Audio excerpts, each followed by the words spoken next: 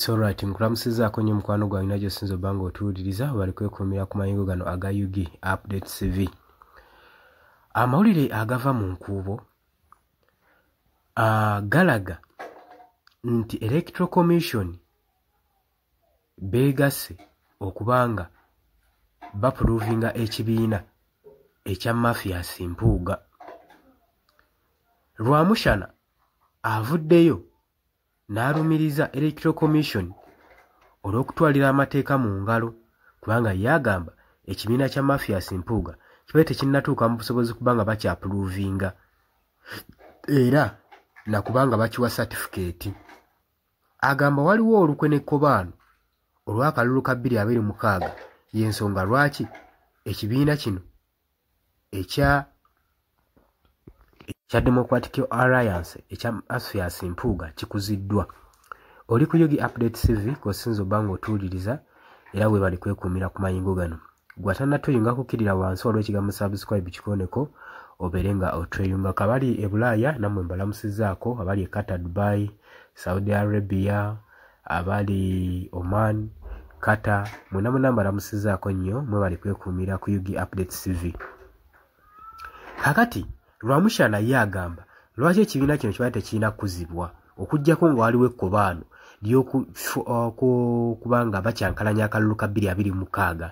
Agamba okusinziira ku birumira ebiri ku kibiina kino n'omukulembeze wakyo Mathias Mpuuga omuli okupumpanya ssente eza Service Awards omuli n'okukyankalana n'omukulembeze w'ekibiina kya National Unity Platform.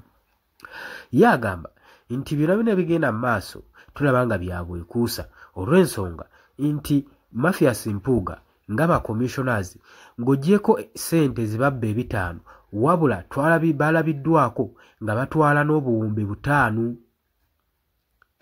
era gye buvuddeko emabega era beegabidde obuwumbi 5. Kati ye Lwamushana alabira ddala nga lino liri ekkobaano erya Electoral Commission okubanga bapuluvinga ekibiina ekya Mathias Mpuuga. Yagamba nti kyadde tekisaanidde ekibiina kino kubanga bakiwa certificate kubanga tekinnaba kubanga kituukirira naye kyewuunyisa era kyamumazeeko enviri ku mutwe okubanga ekibiina kino kyaweereddwa certificate okujja okuvuganya mu kalulu aka 2026.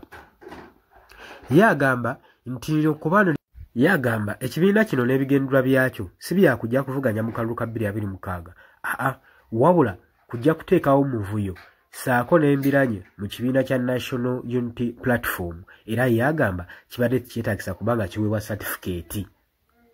Jjukira nti nno Mpuuga bukyanga ava mu kibiina kya National Unity Platform abadde kabwanango n'omukulembeze wakyo wa National Unity Platform era nga waliwo ebirumira bingi era nga n'ebibuuzo bingi bukyanga Mathias Mpuuga avaayo kulangirira nti nagenda kukola ekibiina ekipya ekigenda okubanga kivuganya mu kalulu ka 2026. Kakati abakulembeze bakikubyemu ebituli era Electoral Commission eri mu kasattiro baagala eveeyo babuulire engeri gye yagenze maaso n'okupuluvinga ekibiina ekya Mathias Mpuuga ate nga kibadde tekinnaba kubanga kituukirira ku mutindo. Golowooza bigendererwa ki ebiri mu Electoral Commission okubanga egenda maaso n'okwapuluvinga ekibiina kya Mathias Mpuuga ate nga tekiyise mu mitendera? Olowooza kubaana ekyeriri awo ate naddala mu bino ebiseera ng'akalulu ka 2026 kengedde. Olowooza nteekateeka yakuteekawo mivuyo na kubuzaabuza kalulu ka 2026 kubanga ye Lwamushana agamba ekibiina kya Mathias Mpuuga n'omukulembeze wakyo tebalina mission tebalina kigendererwa mu kalulu kano aka 2026 wabula mission n'ebigendererwa byekuusa ku ki ekiri emabega wa kino kyonna. Olowooza otya ku nsonga eno? Kwanirizaako mu comment section. Yes, nkulamusizaako nnyo mukwano gwange yonna gy'osinzira okubanga otuwuliriza bwenna omuwuliriza wa UG Update TV. Mukola kyamaanyi nnyo okwekuumira ku mayengo gano. Mmwe abali emitala w'amayanja abali mu diaspora nammwe mbalamusizaako nnyo sibeerabidde kubanga wemmwe mpagi luwaga abayimirizaawo amayengo ga channel eno okubanga ekulaakulana n'okutuusa eddoboozi lyammwe eri abantu be muba mwagala libatuukeko bonna bonna.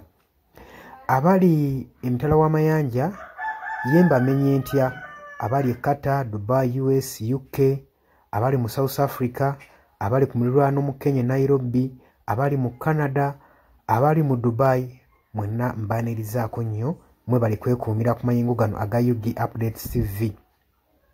Kakati nno era mu ngeri y'emu twagala obbategeeza mikwano gyaffe nti ennamba y'essimu gye tutadde mu WhatsApp gy'olaba eyo eri mu kikala ekimyufu eri mu People Power Color. Eyo nno gw'ayagala okuba ng'olanga naffe gy'ogenda okuba ng'oyitako gwe mukwano gwange gw'ayagala okukola advertisement osobola okuba ng'okuba bizinesi y'abantu enamba gy'oba oyitako ojja kuba ng'osobola bulungi nnyo communicatinga naffe buli kyonna ky'onooba oyagala tuteeseganyeemu nakyo gwe ali eyo ampuliriza. Mbeebazaamu ak'ensusso mmwe abagenze mu maaso okukola omulimu gw'okusubscribinga kweno channel. Buli w'osubscribinga kimanye nti oba oyongeddeko eddaala kweno channel. So mmwe mbeebazaamu ak'ensusso nammwe ababyagaliza ab'enganda bako n'ab'emikwano mbakubiriza okusubscribinga ku Yugi Updates TV mukolera ddala ekintu ky'amaanyi. Weewaawo naawe gwe atanuma kuba ng'otwegattako nga oliko gwe atuwuliriza osobola okugenda wansi awo waliwo ekigambo subscribe n'okikoonamu ojja kuba ng'osobola bulungi nnyo otwegattako. Buli w'osubscribe nga kitegeeza oba ogenda kuba ng'ofollowinga buli kyonna ekigenda mu maaso ekikolebwa ku mukutu guno ogwa Yugi Updates TV. Kitegeeza ki? Nti gwe ayagala okuba ng'otufollowinga bw'oba omaze okusubscribinga teweerabirako na mukadde genda wansi wali okoonene mukadde osobola okuba ng'ofuna notification message. Buli w'okoona mukadde wabeerawo ka notification message akajja akakulaga nti nno waliwo information erinkinze ku Yugi Updates TV gwe mukwano gwange ali eyo mpuliriza. Ng'era we mbeebazizza ekyensusso nammwe abajja mu comment section mbeebaza mwe bajja ne mukomentinga ne muteekako endowooza yammwe eri eggwanga ne mulitangaaza kubanga njagala mukitegeere. Lwaki mbakubiriza nnyo okujja mu comment section otangaaze omukulembeze ku kyekituufu kyateekeddwa okukola. Bangi tubalonda bulijjo ne tulowooza nti nno be basinga mu basinga. Leka kulonda mukulembezeewo oba mubakawo agenda obbakulembera gwe n'olowooza nti nno buli kimu agenda kuba akyemalirira. Kimanye nti nno omulonze bulonzi mukulembeze kukulembera oba kukulembera kitundu kyammwe. Mmwe bagenda okukulembera yemmwe bagenda okuba ng'akiikirira bukiise eri yonna yonna mu gavumenti. So si tekyandibadde kya bwenkanya omulekera obuvunaanyizibwa n'otamu advisinga. Ky'oba olaba mbakubiriza okujja mu comment section muteekewo endowooza zammwe musobole okutangaaza ku bakulembeze bammwe ku biki ebituufu bye bateekeddwa okukola. Bangi tubalonda bulijjo ne bagenda mu parliament nga babadde bantu balamu ne batuuka eyo ne bawuttaalirayo. Kitegeeza ki? Nti olina okuba nga buvunaanyizibwa bwo okuzuukusa omubakawo oba olaba nga yeebase gwe mukwano gwange ali yampuliriza. Ne ntumirako nammwe abalwanira eddembe ly'enkyukakyuka mu ggwanga lyattu Uganda mukola ky'amaanyi nnyo okulwanirira enkyukakyuka. Gwali yeebase ng'ebintu tobiraba obanga olabanga ebitakukwatako bijja tuuka ekiseera bikwateko. Wabula ate gwe nkuzaamu amaanyi agenda mu maaso n'okuyiwawo omubiri ng'olwanirira enkyukakyuka. Bannanga abantu abo mubeebazeemu ak'ensusso kubanga bakola ky'amaanyi nnyo obbaliidinga n'obbakulemberamu n'okubalaga ki ekituufu ekisaanidde okukolebwa. Mukimanye mu nsi bwe tuba tubaako bye tulwanirira oba bye tuluubirira si lwakuba nti nno tukolerera oba abasinga bayinza olowooza nti omuntu ogenda mu maaso n'okuba nga alwanirira enkyukakyuka alina bye yeeyagaliza nga ye omuntu. Kino njagala okukibategeeza nti mu kulwana ebiseera ebisinga weewaawo tetufuna ekyo kye tuba twagala kye tuba tuluubirira. Naye okulwana tusuubira buli wano mu kulwana tuba n'essuubi nti tusobola okufuna ekyo ekitugwanira.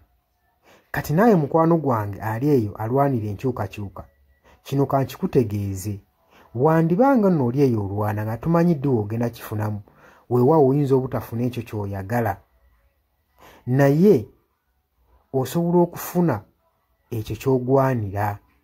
So tulwana olw'enkyukakyuka nga tulwanirira okufuna ekyo kye tugwanira.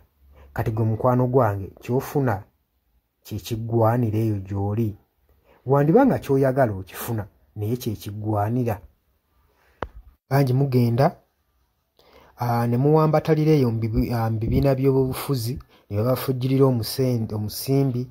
Yes, ssente ozifuna bazikuwa era obulamu bwo bweyagala naye okakasa ekyo kye bakuwa kye bakufujjirira mu kabaasa kye kiggwanira.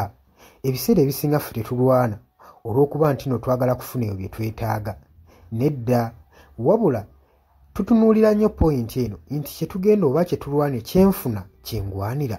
Mutuufu ogenda n'oweetunulamu n'olaba nga kyofuna si kyokola ki si kyogwanira nga ggwe munnansi.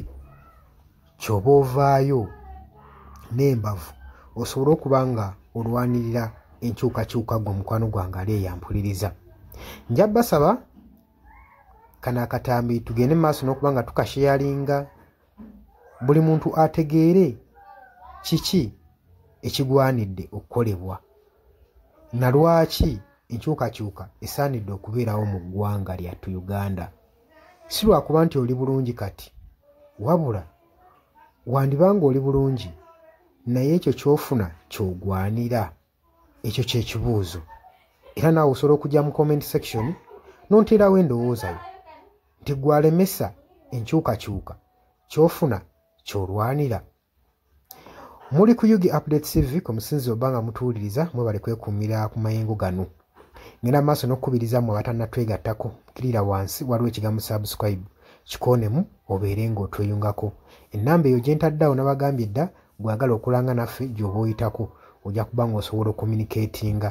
Mbaagala nnyo, mweraba era nga mbaagaliza ebisinga.